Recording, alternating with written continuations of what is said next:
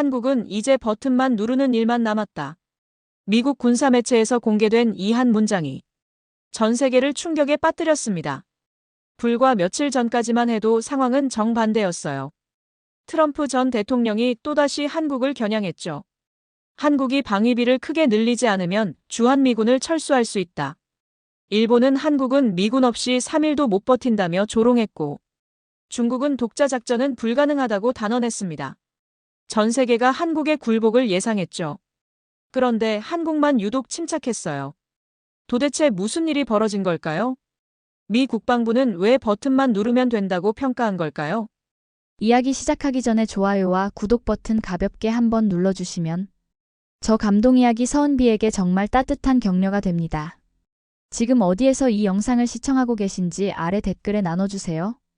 한국은 마지막 단계까지 끝낸 상태다. 미국 군사 전문 매체에서 공개된 이 한 문장이 전 세계를 뒤흔들었습니다. 제가 보고 있는 보고서가 진짜 사실인지, 그리고 왜 이 문서가 국제사회에 이렇게 큰 충격파를 일으켰는지 파악해야 했죠.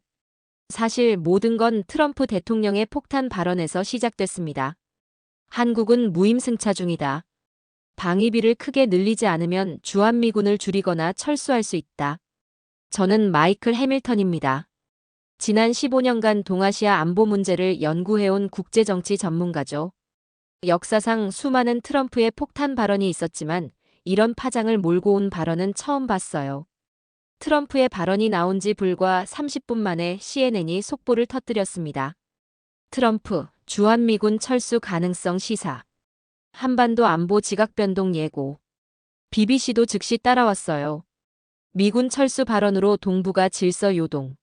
한국 독자 방어 능력 도마 위. 로이터는 더욱 직설적이었습니다. 트럼프 주한미군 철수 엄포. 한국 안보 공백 우려 확산. 전 세계 주요 언론들이 일제히 움직이기 시작했어요. 각국 정부도 긴급 회의에 들어갔습니다. 그런데 가장 민감하게 반응한 건 의외로 일본이었어요. 산케이 신문이 가장 먼저 나섰습니다. 헤드라인부터 자극적이었죠. 한국은 미군 없이 3일도 못 버틴다. 기사 내용은 더욱 가혹했습니다. 한국군의 독자 방어 능력은 심각한 한계가 있다. 북한의 장거리포와 미사일 공격에 단독으로 대응하기 어렵다.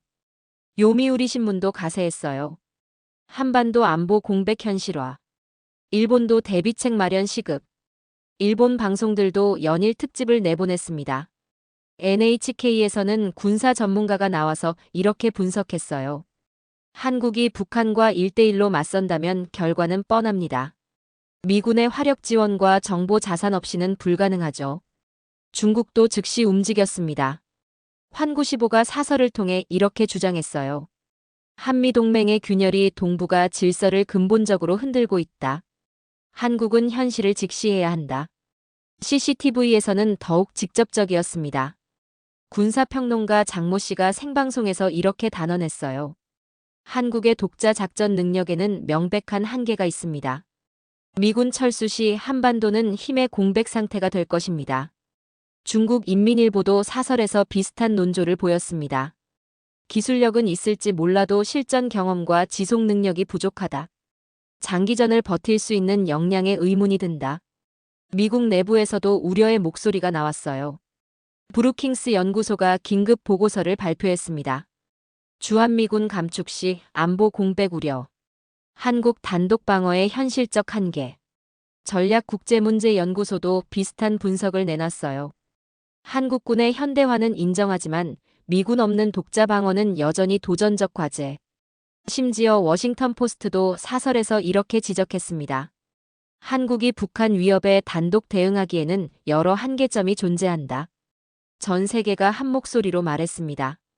한국은 미군 없이는 안 된다고 말이죠. 외신들의 보도를 보면서 저도 솔직히 그럴 수밖에 없다고 생각했어요. 북한의 핵무기와 장거리포, 그리고 중국의 군사적 압박까지 고려하면 한국 혼자서는 버티기 힘들어 보였거든요. 그런데 정말 이상한 일이 벌어졌습니다. 정작 당사자인 한국만 전혀 동요하지 않는 거예요. 국방부 대변인이 정례 브리핑에서 담담하게 말했습니다. 우리의 방위 태세에는 변함이 없습니다. 어떤 상황에서든 국가를 방어할 준비가 되어 있습니다. 기자가 추가 질문했어요. 미군 철수 시나리오에 대한 구체적인 대비책이 있습니까? 대변인의 답변은 더욱 자신감에 차 있었습니다. 충분한 대비가 되어 있다는 점을 말씀드립니다. 세부 내용은 군사기밀이라 공개할 수 없습니다. 청와대 국가안보실장도 비슷했어요. 외신 기자들과의 간담회에서 이렇게 말했습니다. 한국의 자주국방 능력을 과소평가하는 시각들이 있는데 현실과는 상당한 차이가 있습니다. 다른 나라들이 모두 난리를 치는데 정작 그 지목의 대상자인 한국만 유독 차분했습니다. 마치 왜 다들 떠드냐, 이미 모든 준비가 끝났다 하는 것처럼 말이죠. 일본 언론들은 이런 반응에 더욱 자극을 받았어요. 아사히 신문이 사설에서 이렇게 비판했습니다. 한국이 현실을 제대로 파악하지 못하고 있다. 위기의식 부족이 더 큰 재앙을 부를 수 있다. 그런데 바로 그때였습니다. 미국의 군사 전문 매체인 디펜스 뉴스가 폭탄을 터뜨린 거예요. 미 국방부 내부 평가 보고서를 단독 입수해 공개한 겁니다. 한국은 주한미군 철수 이후 벌어질 모든 시나리오에 이미 대비해 마지막 단계까지 마쳤다. 방위산업 성장, 첨단 무기 배치, 독자 작전 능력이 예상보다 훨씬 앞서 있다. 이제 버튼만 누르는 일만 남은 상태다. 이 보고서가 공개되자 국제사회는 또 다른 충격에 휩싸였습니다. 미국 언론들이 당황하기 시작했어요. 일본의 니혼 게이자이 신문도 급히 후속 기사를 냈습니다. 미 국방부 보고서 파장. 한국 군사력 재평가 필요성 제기. 중국도 마찬가지였어요. 환구시보가 긴급 분석 기사를 실었습니다. 한국 군사력에 대한 새로운 평가. 기존 분석 재검토 필요.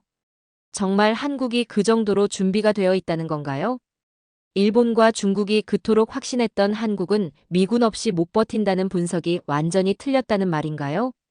도대체 한국이 어떤 준비를 해놨기에 미국 국방부가 이런 평가를 내린 걸까요? 그 버튼이 정확히 무엇을 의미하는지 저는 본격적인 조사에 나섰습니다. 디펜스 뉴스의 특종 보도가 나온 지 하루 만에 저는 워싱턴으로 날아갔습니다. 이 보고서가 정말 존재하는지 그리고 그 내용이 사실인지 확인해야 했거든요. 먼저 디펜스 뉴스 편집국을 찾았습니다. 톰 워렌 기자가 저를 맞아줬어요. 해밀턴 박사님, 오시느라 수고하셨습니다. 아마 그 보고서 때문에 오신 거죠? 맞습니다. 정말 미 국방부 내부 문서가 맞나요? 너무 충격적인 내용이라서요. 톰 기자가 자신있게 대답했습니다. 100% 확실합니다. 국방부 고위 관계자 2명에게서 독립적으로 확인받았어요. 문서 자체도 직접 봤고요. 그가 보여준 문서 사본을 보고 저는 깜짝 놀랐습니다. 정말 미 국방부 공식 레터헤드가 찍혀 있었어요. 한국 방위 역량 평가 보고서라는 제목이 선명했습니다. 톰 기자가 핵심 부분을 짚어줬어요. 여기 보세요. 세 번째 페이지 중간 부분입니다. 제가 따라 읽어봤죠. 한국은 주한미군 철수 후 발생 가능한 모든 안보 시나리오에 대비해 마지막 단계까지 준비를 완료한 상태다. 방위산업 성장률, 첨단 무기 체계 배치 현황, 독자 작전 수행 능력 모두 당초 예상치를 크게 상회하고 있다. 더 놀라운 내용이 이어졌습니다.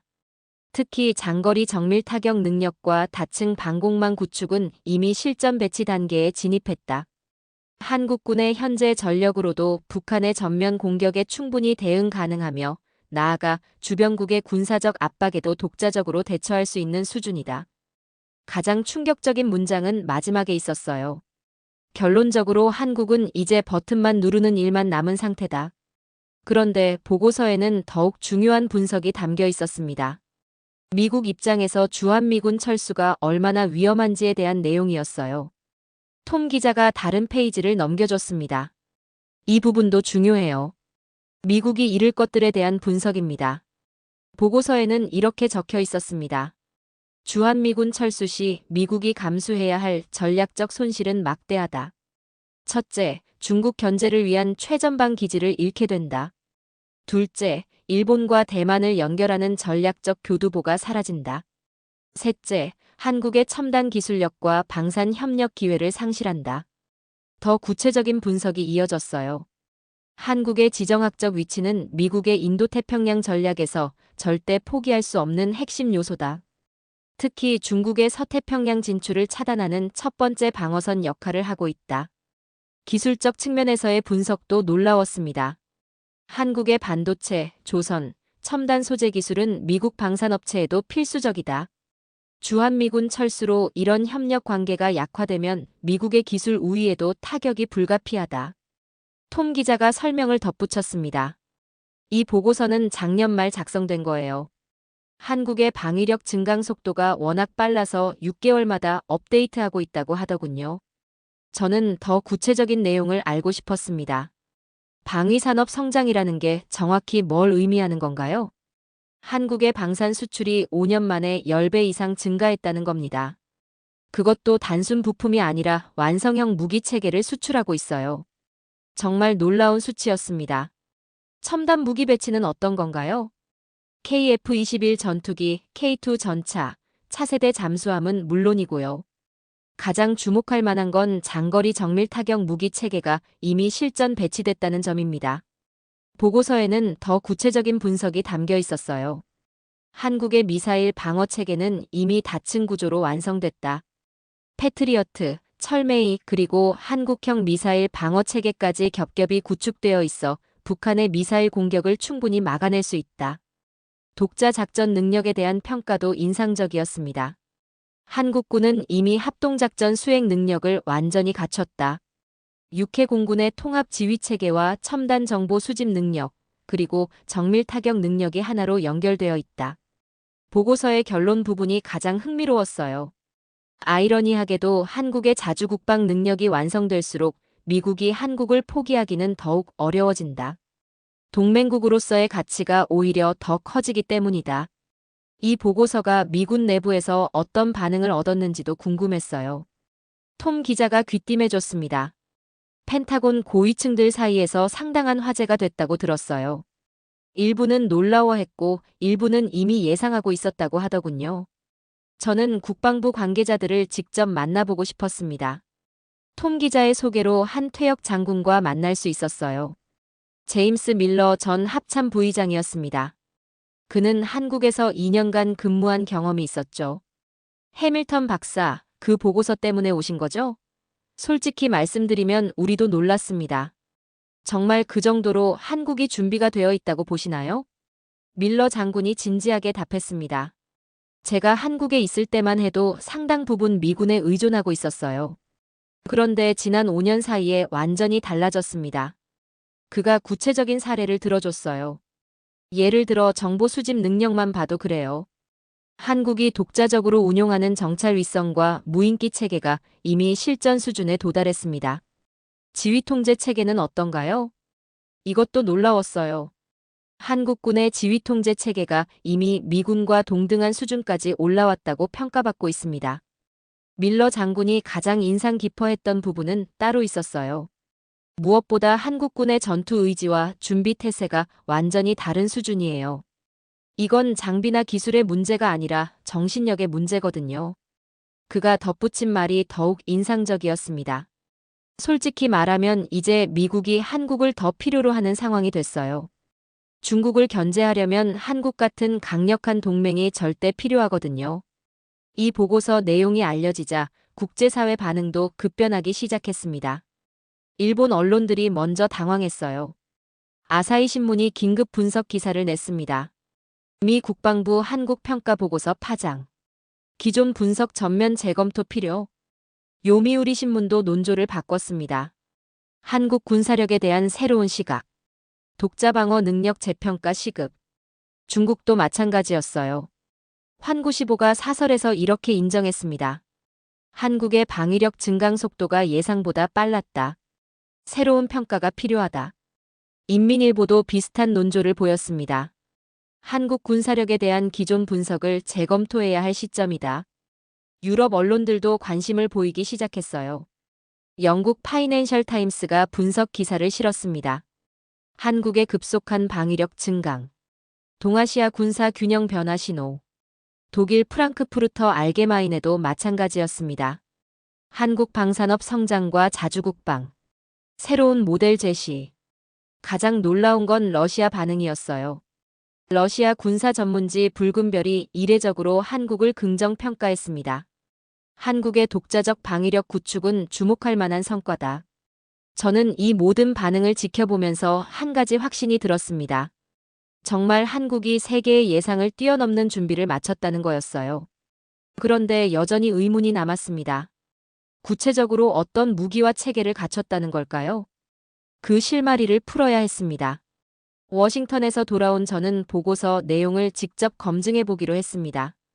과연 한국군이 정말 그 정도 수준에 도달했는지 객관적인 데이터로 확인해 봐야 했거든요. 먼저 스톡홀름 국제평화연구소 데이터베이스에 접속했습니다. 여기서 놀라운 사실을 발견했어요. 한국의 국방비 증가율이 지난 5년간 연평균 7.2%를 기록하고 있었습니다. 이는 세계 평균인 2.1%의 3배가 넘는 수치였어요. 더 놀라운 건 방산 수출 실적이었습니다. 2019년 32억 달러였던 방산 수출이 2024년에는 무려 174억 달러를 기록했습니다. 5년 만에 5배 이상 증가한 거죠. 글로벌 파이어파워 순위도 확인해 봤습니다. 한국이 세계 5위를 기록하고 있었어요. 미국, 러시아, 중국, 인도에 이어 5위였습니다. 세부 항목별로 보면 더욱 인상적이었어요. 해군력은 세계 6위, 공군력은 세계 7위, 육군력은 세계 6위를 기록하고 있었습니다. 가장 주목할 만한 건 기술력 평가였어요.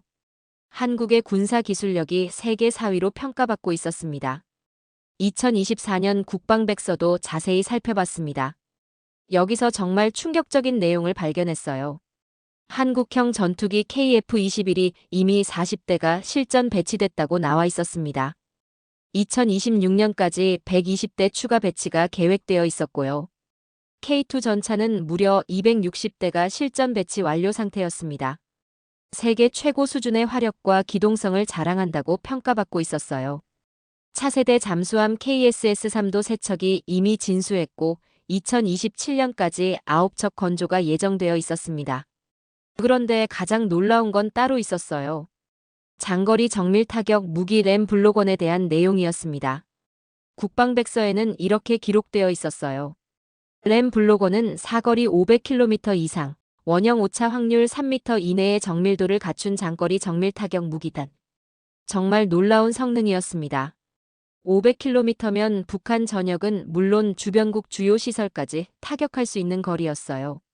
원형 오차 확률 3m라는 건 더욱 충격적이었습니다. 이는 세계 최고 수준의 정밀도였거든요. 국방백서에는 램 블록원이 이미 실전 배치됐다고 명시되어 있었습니다. 구체적인 배치 숫자는 군사기밀이라 공개되지 않았지만 상당한 규모로 배치됐다고 추정됐어요.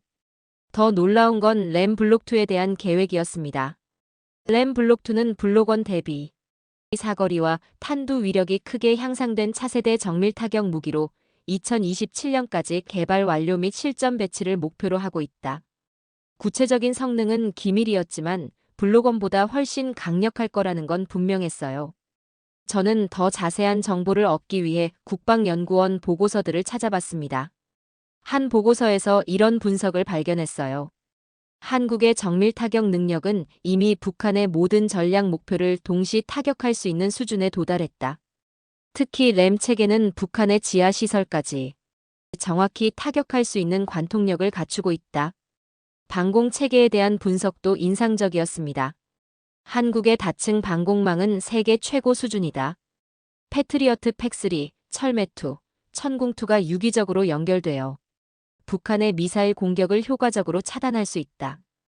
해군력 평가도 놀라웠어요. 한국 해군의 이지스 구축함 3척과 차세대 구축함 건조 계획을 고려하면 동북아 해역에서 중국 해군과도 대등하게 맞설 수 있는 전력을 갖추게 될 것이다. 공군력 분석은 더욱 자신감에 차 있었습니다. KF-21과 F-35의 조합으로 한국 공군은 북한 공군을 압도할 수 있고 주변국과의 공중전에서도 우위를 점할 수 있다.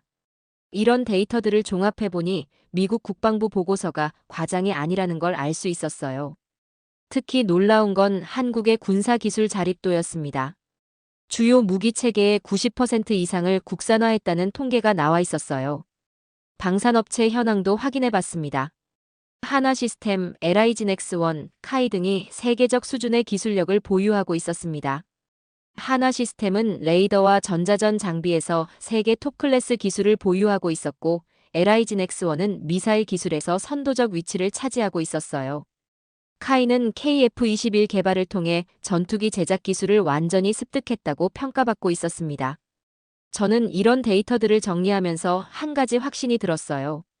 정말 한국이 독자적으로 모든 위협에 대응할 수 있는 능력을 갖췄다는 거였습니다. 특히 램 블록원의 존재는 게임 체인저였어요.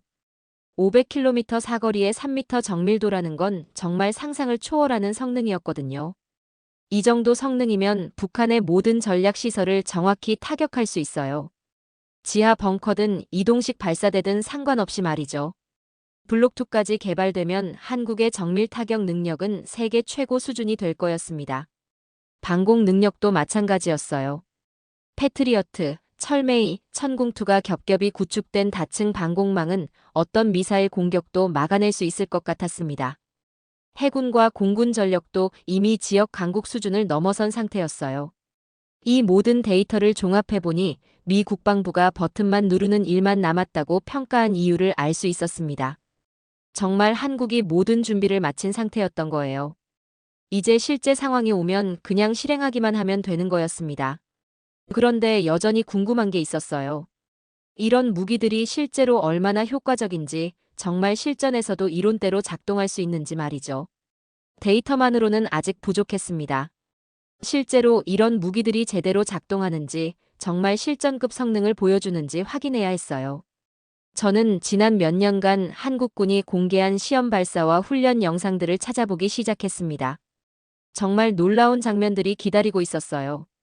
먼저 2021년 7월 KF-21의 첫 시험 비행 영상을 다시 봤습니다.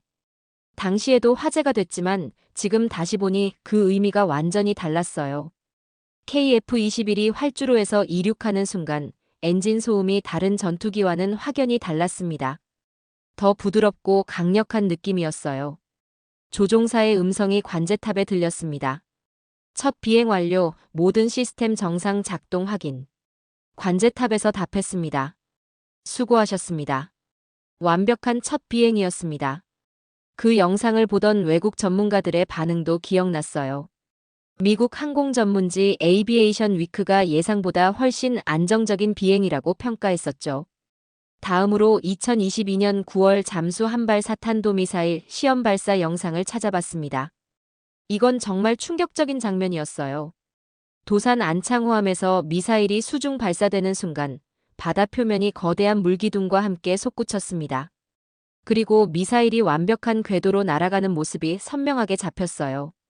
발사 관제실의 긴장된 분위기가 영상에서도 느껴졌습니다. 발사 성공, 궤도 정상. 표적 명중 확인. 함교에서 함장의 만족스러운 목소리가 들렸어요. 완벽한 성공이다. 이 영상이 공개됐을 때 해외 반응도 뜨거웠습니다. 영국 제인스 디펜스 위클리가 한국이 잠수 한발사 탄도미사일 클럽에 가입했다고 보도했었죠. 현무 미사일 시험 발사 영상들도 다시 봤습니다. 특히 현무사의 발사 장면은 정말 압도적이었어요. 미사일이 발사대에서 치솟는 순간 엄청난 화염과 연기가 하늘을 가렸습니다. 그리고 미사일이 목표 지점을 향해 정확히 날아가는 모습이 레이더 화면에 점으로 표시됐어요. 발사 통제실에서 장교들이 차분하게 상황을 보고했습니다. 1단 분리 정상. 2단 점화 확인. 궤도 수정 완료. 마지막에 터진 환호성이 인상적이었어요. 표적 정중앙 명중. 하지만 가장 충격적인 건 램 블록원 실사격 영상이었습니다.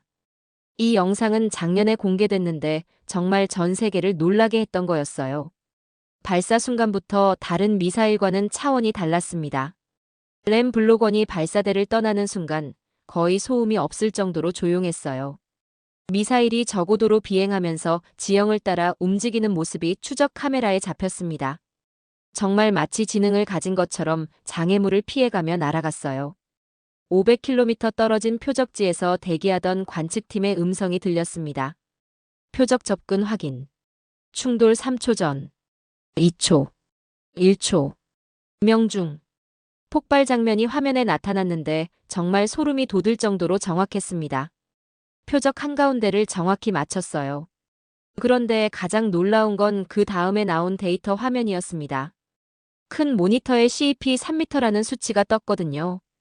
원형 오차 확률 3m. 500km를 날아가서 3m 오차 범위 안에 명중했다는 뜻이었습니다. 발사 통제실에서 박수가 터져 나왔어요. 세계 최고 수준의 정밀도 달성. 블록원 성능 완전 검증. 이 영상이 공개됐을 때 해외 군사 커뮤니티가 완전히 뒤집혔던 걸 기억해요. 미국 군사 전문지 디펜스 뉴스가 한국이 정밀 타격 무기 분야에서 새로운 기준을 제시했다고 평가했었죠. 러시아 군사 분석가들도 이 정도 정밀도는 미국과 러시아도 쉽게 달성하기 어려운 수준이라고 인정했었습니다. 그런데 램 블록원에서 정말 놀라운 건 개발 속도였습니다. 저는 개발 일정을 다시 자세히 조사해봤어요. 2020년 기술 개발 착수에서 2023년 시제품 완성까지 불과 3년이었습니다. 그리고 2024년 시험 발사 성공, 같은 해 실전 배치까지 완료했어요. 총 4년 만에 기술 착수부터 실전 배치까지 모든 과정을 마친 거였습니다. 이는 정말 세계적으로도 유례없는 속도였어요. 미국의 토마호크 미사일 개발에 8년이 걸렸고 러시아의 이스칸데르 미사일도 6년 이상 걸렸거든요.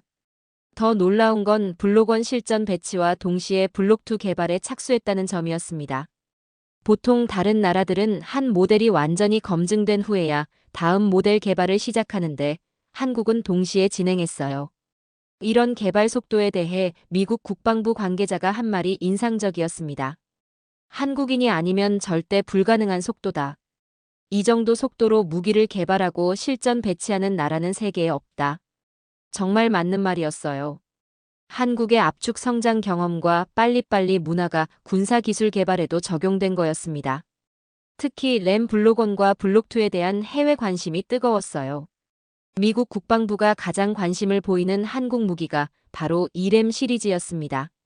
펜타곤 고위 관계자가 비공식적으로 한 말이 있었어요. 램의 정밀도와 개발 속도는 우리도 배워야 할 부분이다. 나토 국가들의 반응도 뜨거웠습니다. 독일과 폴란드가 램 기술 이전에 관심을 보였고 영국도 공동 개발 가능성을 타진해왔다고 들었어요. 프랑스 군사 전문지 DSI는 램은 유럽이 주목해야 할 차세대 정밀 타격 무기라고 평가했습니다. 이탈리아 국방부 관계자도 한국의 램 개발 모델을 벤치마킹하고 싶다고 공개적으로 발언했어요. 심지어 호주와 캐나다도 램 도입을 검토하고 있다는 소식이 들렸습니다. 저는 램 블록2 개발 관련 자료들도 찾아봤습니다. 공개된 정보는 많지 않았지만 개발 일정표만 봐도 한국의 계획이 얼마나 체계적인지 알 수 있었어요. 국방과학연구소 발표 자료에 따르면 블록2는 2025년 시제품 완성, 2026년 시험 발사, 2027년 실전 배치가 목표였습니다. 블록1보다 사거리가 30% 이상 늘어나고 탄두 위력도 2배 이상 강화된다고 나와 있었어요. 가장 인상적인 건 블록2의 다목표 동시 타격 능력이었습니다.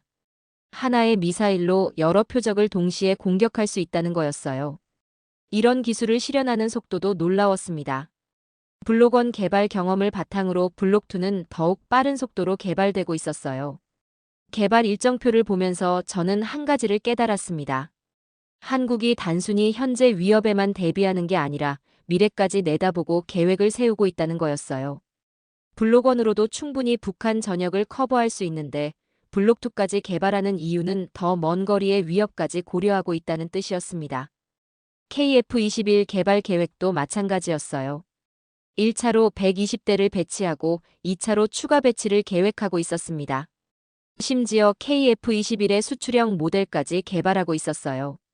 차세대 구축함 KDDX 건조 계획도 인상적이었습니다. 2030년까지 6척을 건조해서 동북아 최강의 해군력을 구축한다는 계획이었어요. 이런 계획들을 종합해보니 한국이 정말 미래까지 설계한 군대를 만들고 있다는 걸 알 수 있었습니다. 저는 다른 나라들의 비슷한 영상들과 비교해봤어요. 미국, 러시아, 중국의 무기 시험 영상들 말이죠. 놀랍게도 한국의 시험 발사 영상들이 전혀 뒤떨어지지 않았습니다. 오히려 일부 분야에서는 더 앞선 기술을 보여주고 있었어요. 특히 램 블로건의 정밀도는 정말 세계 최고 수준이었습니다. 미국의 토마호크 미사일도 이 정도 정밀도를 달성하기 쉽지 않거든요. KF-21의 비행 성능도 마찬가지였어요. 첫 비행부터 이렇게 안정적인 성능을 보인 전투기는 많지 않았습니다. 잠수 한발사 탄도미사일 기술도 세계적 수준이었어요. 이 기술을 보유한 나라가 전 세계에 몇 개국 안 되거든요. 이런 영상들을 보면서 저는 확신이 들었습니다. 한국의 무기 체계들이 단순히 종이 위의 계획이 아니라 실제로 검증된 실전급 무기라는 거였어요. 특히 램 블로건의 CEP 3m 성능은 정말 충격적이었습니다. 이 정도 정밀도면 어떤 표적이든 정확히 타격할 수 있어요. 블록2까지 완성되면 한국의 정밀 타격 능력은 세계 어느 나라와 비교해도 뒤떨어지지 않을 것 같았습니다. 이제 미국 국방부가 왜 버튼만 누르는 일만 남았다고 평가했는지 완전히 이해할 수 있었어요. 정말 모든 준비가 끝난 상태였거든요. 마침 서울국제항공우주방위산업 전시회가 열리고 있었습니다. 저는 즉시 성남으로 향했어요. 이 전시회는 정말 대단한 규모였습니다. 1996년부터 시작돼 매홀 수년 10월에 성남 서울공항에서 개최되는 최대 규모의 방산 전시회거든요. 일반인도 주말 퍼블릭데이에 관람할 수 있어서 저 같은 연구자에게는 정말 좋은 기회였죠. 35개국 550개 업체가 참가하고 약 29만 명이 관람했다는 통계가 말해주듯 이미 세계적인 수준의 전시회로 성장한 상태였습니다. 성남공항에 도착하자마자 압도적인 규모에 놀랐습니다. 거대한 전시장 곳곳에 한국이 자랑하는 최첨단 무기들이 전시되어 있었어요. 가장 먼저 눈에 띈 건 KF-21 보라매였습니다. 실물로 보니 정말 위압적이었어요. 날렵한 외형에서 최첨단 기술력이 느껴졌습니다. 카이 전시 담당자가 자랑스럽게 설명해줬어요. 이 기체는 실제 비행 테스트를 마친 양산형입니다.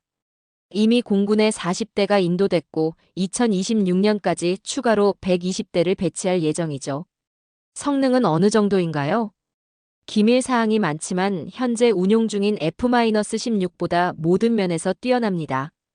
특히 스텔스 성능과 전자전 능력은 세계 최고 수준이죠. K2 전차 전시장도 인상적이었습니다. 55톤급의 거대한 몸집에서 압도적인 화력이 느껴졌어요. 현대로템 관계자가 상세히 설명해줬습니다.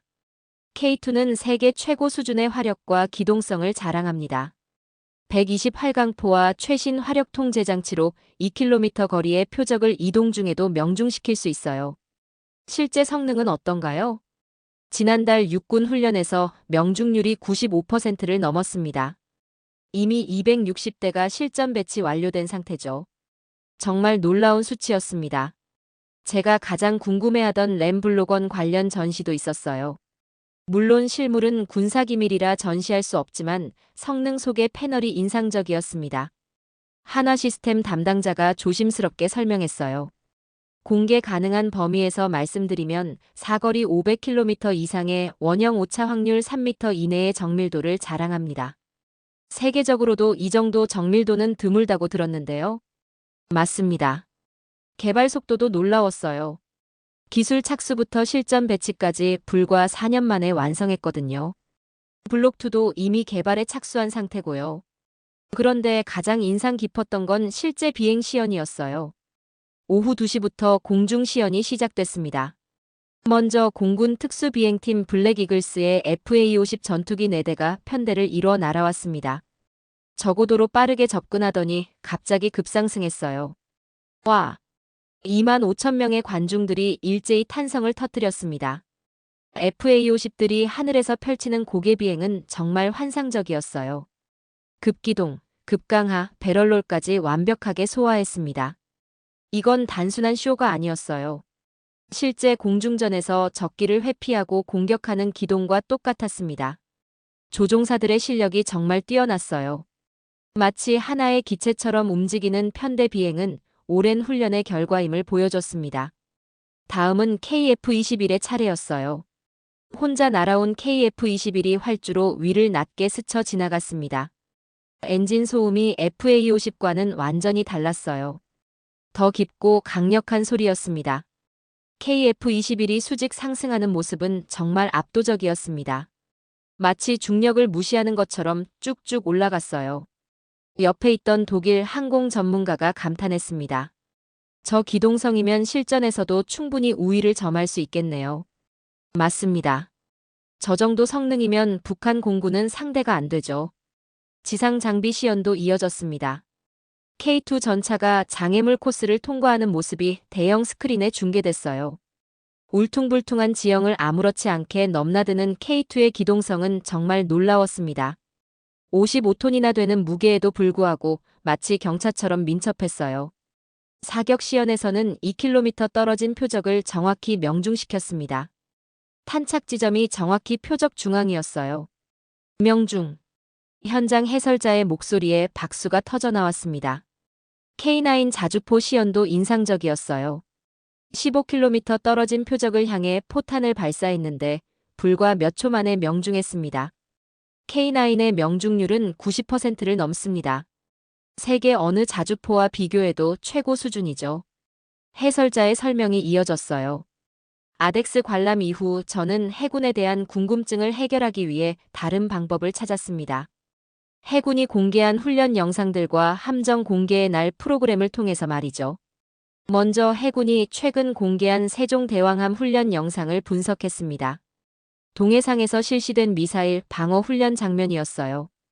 영상에서 세종대왕함이 가상의 적 미사일을 탐지하는 순간부터 요격까지의 과정이 상세히 나와 있었습니다.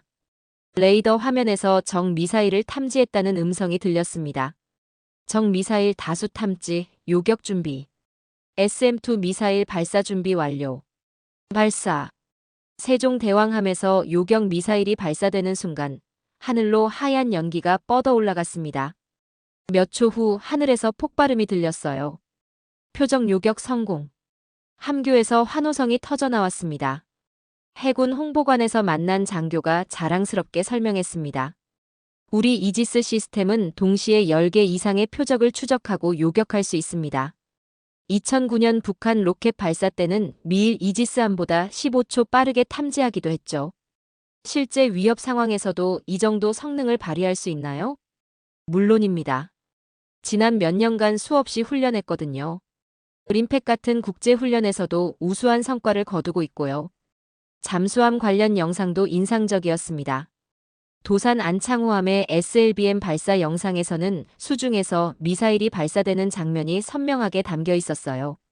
수면 아래에서 미사일이 솟구치는 순간 바다가 거대한 물기둥을 만들며 솟아올랐습니다. SLBM 발사 성공. 궤도 정상, 표적 명중 확인. 잠수함 내부에 긴장된 음성이 들렸어요.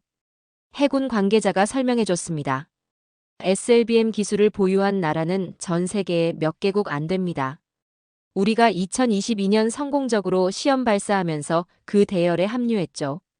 해군 항공대의 수리온 헬기 훈련 영상도 봤습니다. 거친 파도 속에서도 정확한 위치에 착수해 구조 요원을 투하하는 모습이 인상적이었어요. 저 정도 실력이면 실전에서도 충분히 임무를 수행할 수 있겠네요. 맞습니다. 우리 해군 조종사들은 세계 최고 수준의 훈련을 받고 있어요. 해군 관계자가 자신 있게 답했습니다. 며칠간의 조사를 통해 저는 확신할 수 있었습니다. 한국군의 실력이 정말 세계 최고 수준이라는 거였어요. 특히 인상적이었던 건 모든 무기 체계가 실제로 작동하고 있다는 점이었습니다. 단순한 전시용이 아니라 실전에서 바로 사용할 수 있는 완성된 무기들이었어요. 공군 장교와 나눈 대화가 기억에 남습니다. 북한과의 공중전이 벌어진다면 어떨 것 같나요? 솔직히 말해서 상대가 안 됩니다. 우리의 훈련 강도와 장비 성능을 고려하면 압도적 우위죠. 육군 장교도 비슷했어요. 지상전에서도 자신 있으신가요? 당연합니다. K2 전차의 성능과 우리 승무원들의 실력을 보시지 않았나요? 세계 어느 나라와 붙어도 이길 자신 있습니다. 해군 관계자들의 자신감도 대단했습니다. 해상에서 중국 해군과 맞선다면 우리 이지스 시스템과 훈련된 승무원이면 충분히 대응할 수 있습니다. 세종대왕급 세척에 곧 정조대왕급까지 추가되면 더욱 강력해질 거예요. 이런 자신감이 어디서 나오는지 알 수 있었어요.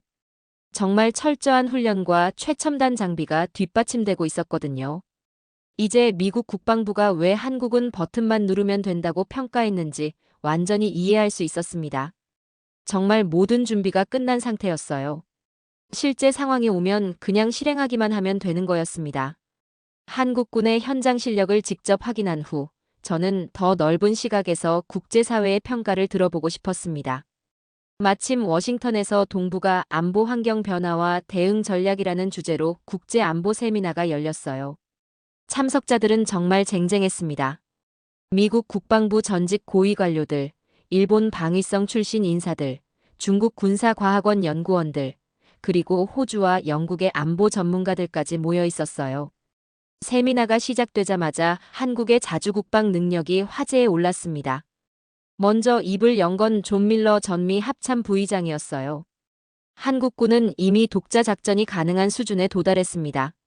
지난 몇 년간 한미 연합훈련을 지켜본 결과 한국군의 작전 수행 능력은 기대 이상이었어요. 그의 발언이 끝나자마자 일본 측에서 반박이 나왔습니다. 사토 다케시 전 방위성 사무차관이 날카롭게 지적했어요. 기술적 능력은 인정하지만 장기전 지속 능력에는 의문이 있습니다. 실제 전쟁은 단기간에 끝나지 않거든요. 그는 준비해온 자료를 펼치며 계속했습니다. 한국의 석유 비축량, 전략 물자 확보 능력, 그리고 전시 경제 운용 경험을 고려하면 한계가 분명합니다. 중국 측의 반응은 더욱 냉소적이었어요. 왕쥔 중국 군사과학원 연구원이 비웃듯 말했습니다. 기술은 있을지 몰라도 핵무기 체계 구비에 필요한 자원과 경험은 부족합니다. 현대전에서 핵 억제력 없는 독자 방어는 한계가 있어요. 순간 회의장 분위기가 싸늘해졌습니다. 핵무기라는 민감한 주제가 제기된 거였어요. 왕쥔이 계속 말했습니다. 한국이 아무리 재래식 무기를 현대화해도 핵무기 보유국들 앞에서는 결국 제약이 따를 수밖에 없습니다. 그때 대화의 흐름이 완전히 바뀌었습니다. 호주의 마이클 존슨 전 국방차관이 조용히 입을 열었어요. 잠깐만요. 한국의 핵기술 능력을 과소평가하고 계시는 것 같은데요.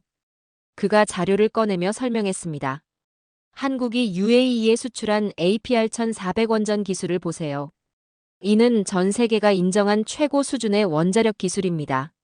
존슨이 더욱 구체적으로 설명했어요. 한국의 원전 기술은 단순한 발전소 건설을 넘어섭니다. 핵연료 설계, 제조, 재처리까지 전 과정을 아우르는 완전한 핵기술 체계를 갖추고 있어요. 중국 대표가 당황하며 끼어들었습니다. 그건 평화적 이용 목적이잖습니까? 맞습니다. 하지만 존슨이 의미심장하게 말했어요. 기술적으로 한국이 원자력 강국으로서 핵무기 전환 잠재력을 가진 국가라는 평가도 있습니다. 국제원자력기구와 스톡홀름 국제평화연구소의 분석 보고서에서도 이미 언급된 내용이죠.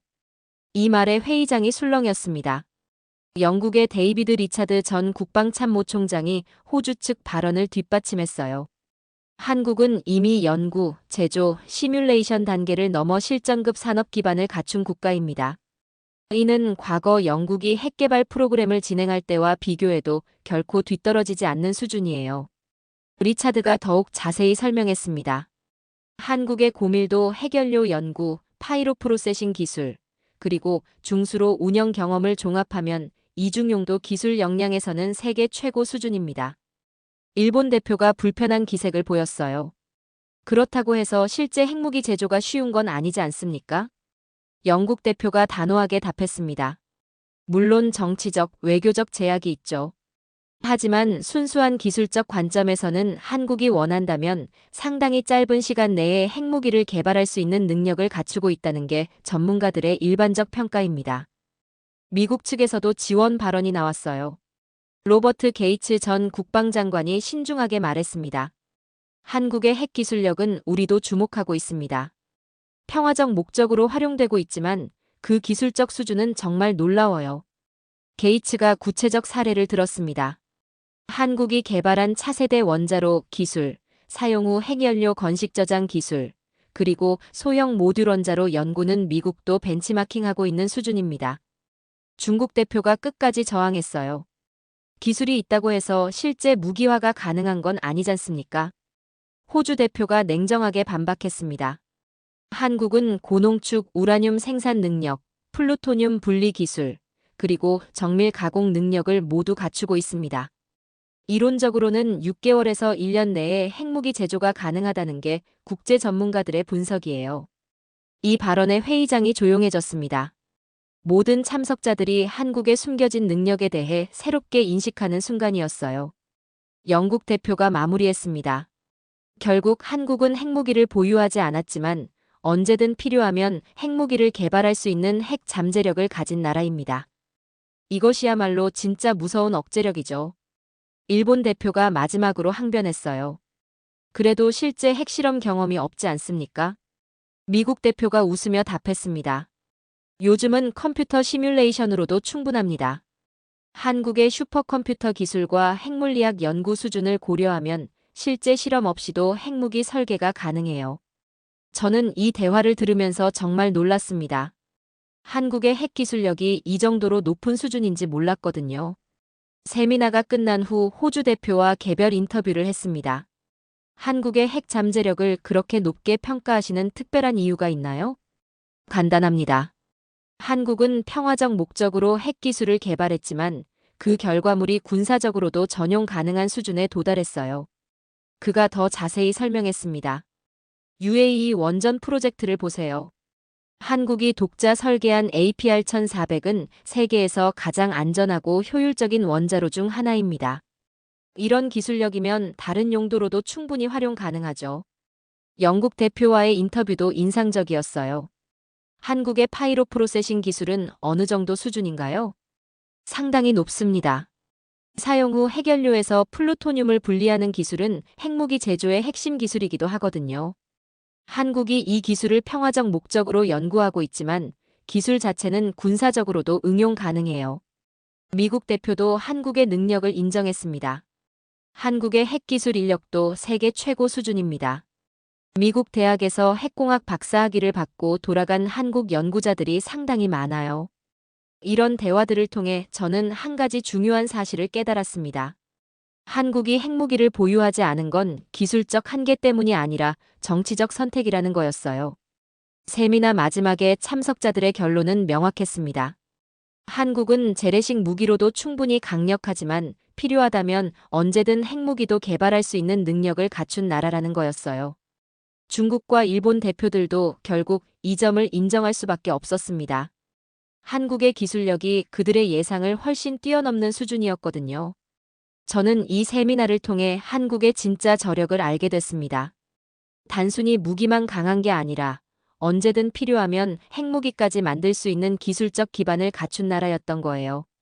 이제 미국 국방부가 한국은 버튼만 누르면 된다고 말한 진짜 의미를 알 것 같았습니다. 재래식 무기든 핵무기든 한국은 이미 모든 준비를 마친 상태였던 거죠. 세미나에서 돌아온 지 며칠 후 저는 놀라운 변화를 목격했습니다. 해외 언론들의 한국에 대한 시각이 완전히 바뀌기 시작한 거예요. CNN이 가장 먼저 움직였습니다. 한국은 더 이상 도움받는 나라가 아니다라는 제목의 특집 기사가 메인 페이지를 장식했어요. 기사 내용이 충격적이었습니다. 한국의 방산 기술이 세계 시장을 재편하고 있다며 K방산의 부상이 기존 군수업체들을 긴장시키고 있다고 분석했거든요. BBC도 바로 따라왔습니다. 한국 방산 모델이 세계를 바꾸고 있다는 제목으로 한국의 혁신적인 무기 개발 속도를 집중 조명했어요. 가장 놀라운 건 독일 언론의 반응이었습니다. 슈피겔이 한국형 자주국방의 새로운 패러다임이라는 심층 분석 기사를 실었어요. 한국이 보여준 압축적 군사력 증강은 다른 중견국들이 벤치마킹해야 할 모델이라고 평가했습니다. 프랑스 르몽드도 마찬가지였어요.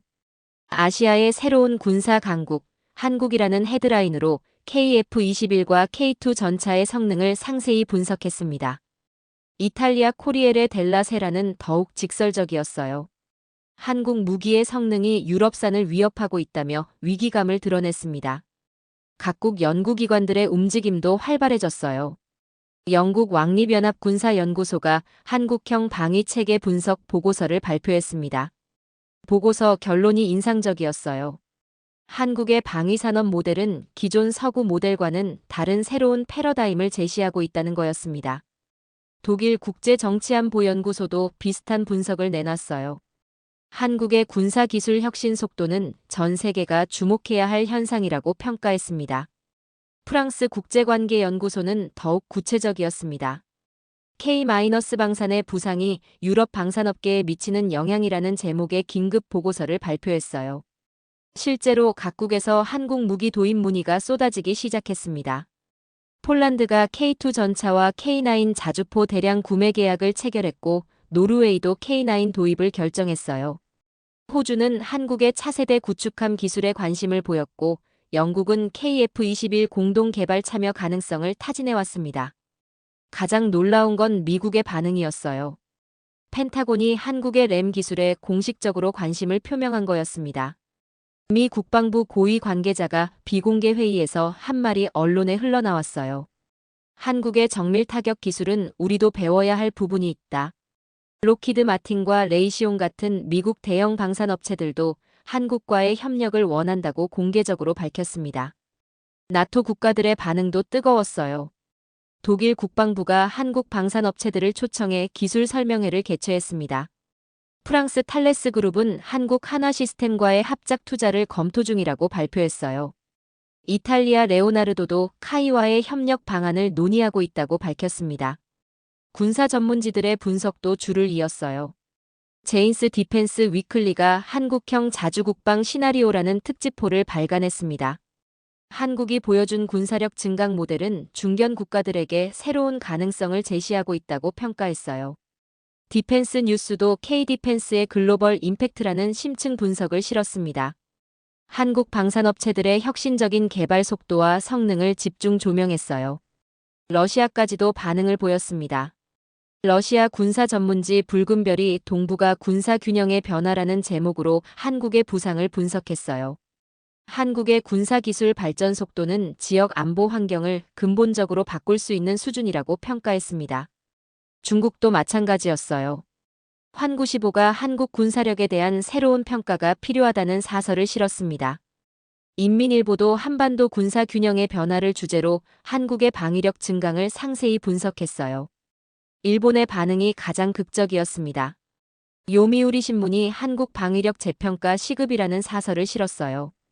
아사히 신문도 한국 군사 기술의 급속한 발전을 인정하는 기사를 냈습니다. 산케이 신문은 더욱 직설적이었어요. 한국이 이미 일본을 넘어섰다는 분석 기사를 실었습니다. 저는 이런 변화를 지켜보면서 정말 놀랐어요. 불과 몇 달 전만 해도 한국은 미군 없이 못 버틴다고 했던 언론들이 이제는 정반대의 평가를 내리고 있었거든요. 특히 독일 연구기관들이 한국 모델을 벤치마킹하려는 움직임이 인상적이었습니다. 유럽의 군사 강국인 독일이 한국에서 배우려 한다는 건 정말 상상하기 어려운 일이었어요. 미국 방산업체들의 반응도 상징적이었습니다. 세계 최대 방산업체들이 한국과 협력하려고 줄을 서고 있다는 건 한국의 기술력이 정말 세계 최고 수준임을 보여주는 거였어요. 나토 국가들의 관심도 마찬가지였습니다.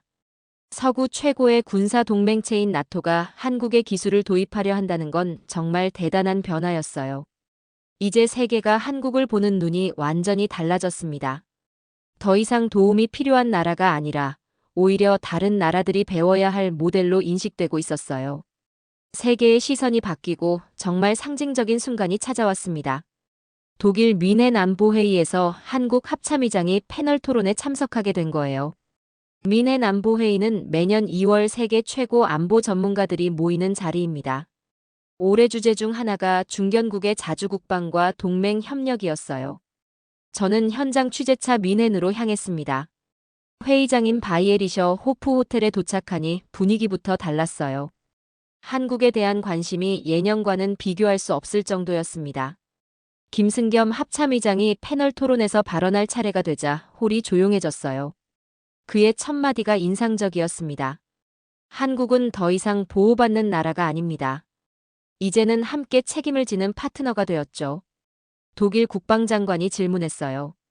구체적으로 어떤 변화가 있었나요? 5년 전만 해도 우리는 무기를 수입하는 나라였습니다. 지금은 폴란드의 K2 전차 1000대, K9 자주포 600문을 수출하고 있어요. 청중들이 고개를 끄덕였습니다. 실제 수치였거든요. 프랑스 전 국방장관이 이어서 물었어요. 기술 자립도는 어느 정도입니까? 주요 무기 체계의 90% 이상을 국산화했습니다. KF-21은 완전 독자 개발이고 램 정밀 타격 무기도 마찬가지죠. 가장 날카로운 질문은 일본 방위연구소 연구원에게서 나왔어요. 정말 미군 없이도 독자 방어가 가능하다고 보십니까? 김 의장이 잠시 멈췄다가 차분하게 답했습니다. 우리는 이미 모든 시나리오에 대한 준비를 마쳤습니다. 물론 동맹은 여전히 중요하지만 선택의 문제이지 필수가 아니에요. 이 답변에 홀이 술렁였어요. 한국의 자신감이 얼마나 강해졌는지 보여주는 순간이었습니다.